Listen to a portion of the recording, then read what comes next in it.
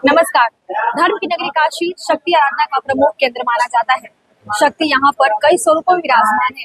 काशी नगरी में चैत्र नवरात्रि में 9 गौरी की विशेष आराधना की जाती है। अभी हमारे साथ मंगला गौरी के महंत दीपक पांडे जी जुड़ चुके हैं, जिससे हम जानते हैं 9 गौरी का प्राकट्य काशी नगरी में कैसे हुआ। जी गुरु जी, सबसे पहले तो हमारे चैनल में आपका बहुत बहुत स्वागत है। गुरु जी, काशी में 9 गौरी विराजमान है, कैसे इनका उत्पत्ति हुआ, क्या पुराणों में क्या उल्लेख मिलता है? जी, ऐसा है, शिव के सात शक्ति थी हैं और रहेंगी। जी, शिव शक्ति अलग नहीं है। आदिदेव महादेव है, लेकिन आदिदेव महादेव के साथ माता पार्वती शक्ति स्वयं है ही है, हमेशा रही है। बिना शक्ति के तो कुछ है ही नहीं। सर्व रूपमयी देवी सर्वम देवी मयम जगत, ये पूरा विश्व भगवती के द्वारा ही है।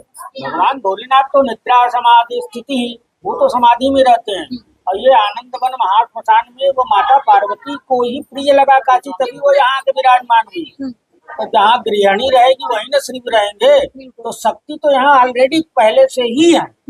शक्ति शिव से अलग विलग कभी भी नहीं है। तो लेकिन जब काशी में नव दुर्गा का जो रूप है, वो सभी लोग आजकल तो सब कुछ प्रचलित रूप में एकदम प्रत्यक्ष रूप से दृष्टिगत होता है। सभी को जानकारियां भी हैं कि सभी देवताओं के प्रभाव पुंज से एकत्रित होकर के दुर्गा माता का प्रादुर्भाव हुआ।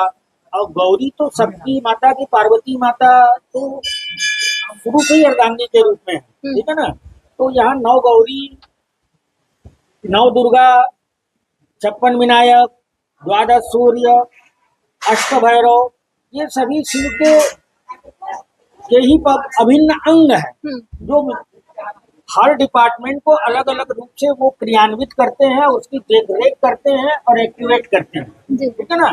तो उसमें ये गौरी माता भी है। ये 9 गौरी काशी में है। प्रथम मुख्य निर्मालिका गौरी है, द्वितीय में ज्येष्ठा गौरी है, तृतीय में सौभाग्य गौरी है, चतुर्थ में श्रृंगार गौरी है, पंचम में विशालाक्षी गौरी है, षष्टम में ललिता गौरी है, सप्तम में भवानी गौरी है, अष्टम में महागौरी की चाष्टकम मां मंगला गौरी महागौरी के रूप में है। अष्टमी के दिन उनका दर्शन होता है। तृतीया तिथि को जो गणगौर होता है, उसमें माँ का प्राकट्य हुआ है। गौरी माता का जो प्राकट्य महोत्सव मनाया जाता है, तो गौरी के मंगला गौरी का ही यहाँ पर काशी में मनाया जाता है, ठीक है। और नवमी के दिन जो तो महालक्ष्मी के रूप में दर्शन होता है। अब गणलक्ष्मी जी विष्णु भगवान की पत्नी है, लेकिन वो पार्वती के रूप में भी है। तो ये बहुत गहन अन्वेषण का विषय है, उसमें ज्यादा जाने का मतलब नहीं। सीधी बात है, माँ है, माँ हमेशा कुपुत्रो जाए तो क्वचित अपनी माता को माता न भवती। माता हमेशा जो तो बच्चों के ऊपर आशीर्वाद स्नेह रखती ही है, रखेंगी ही।